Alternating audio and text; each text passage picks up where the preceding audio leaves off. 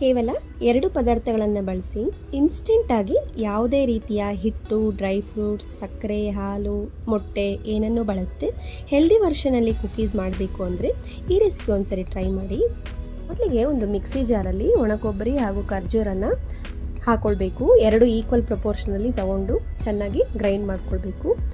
ಈಗ ಒಂದು ಪ್ಯಾನ್ನ ಪ್ರೀಹೀಟ್ ಮಾಡಿಕೊಂಡು ರುಬ್ಬಿರುವಂತಹ ಮಿಶ್ರಣವನ್ನು ವಿಡಿಯೋದಲ್ಲಿ ತೋರಿಸೋ ರೀತಿ ಕುಕೀಸ್ ಎಲ್ಲ ರೆಡಿ ಮಾಡಿ ಇಟ್ಕೊಳ್ಳಿ.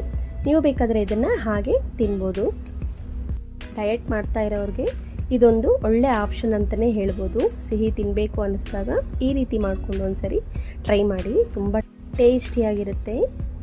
ಈಗ ಇದನ್ನು ಪ್ರೀಹೀಟ್ ಮಾಡಿದಂತಹ ಪ್ಯಾನ್ ಮೇಲೆ ಇಟ್ಟು 20 ನಿಮಿಷ ಲೋ ಫ್ಲೇಮಲ್ಲಿ ಬೇಕ್ ಮಾಡಿದ್ರೆ ಇದು ರೆಡಿ ಆಗುತ್ತೆ.